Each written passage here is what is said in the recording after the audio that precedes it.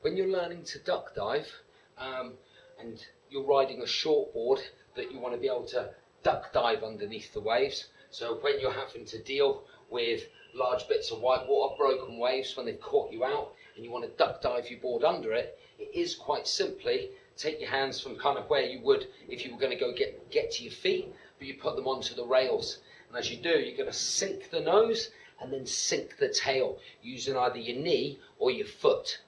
But the trick is, as easy as that sounds, where people get caught out is when they go to duck dive a wave, as they paddle up to it, if the wave's a little bit more intimidating, they tend to slow up on the paddling, which means as you sort of sink the nose and sink the tail, remember your arms are only this long. You're not going to get that board that far under the water.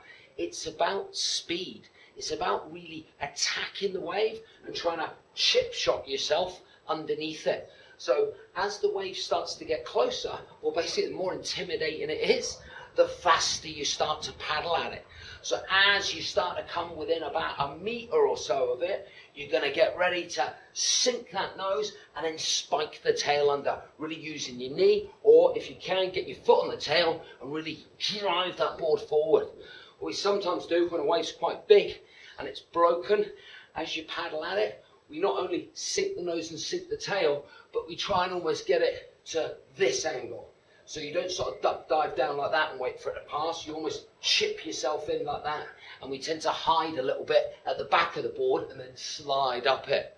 But the main key point for duck diving is, as much as you're going to sink the nose and then sink the tail, it's about speed. It's about creating momentum going this way, so you create a foil round yourself, almost like a protective little bubble. And the faster you're going, the more resistance the wave comes across when it has to deal with you. And if you become like a bullet and really spike yourself in under the water, what you'll find is water chooses the path of least resistance and it kind of foils off you.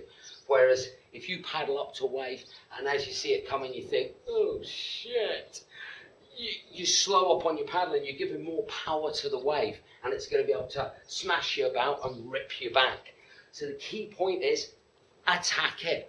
Remember, you're not going to get that board that deep, and if it's shallow water, you're not going to want to. It's about spiking that water, becoming like a bullet and really chipping it in under. And like I say, if you can get your foot onto the tail, it can really help to sink the board at that angle. So you come up, sink the nose, and as you sink the tail, really spike it and wedge yourself in there. Then you can kind of hide a bit behind the board and start to sneak up it, using it a bit like a shield. But the main thing is attack it, accelerate at it, and really pick your point where you're going to duck dive. So you chip right in underneath it, and the faster you're going, the quicker it will be over with. Hope that made sense, but attack it.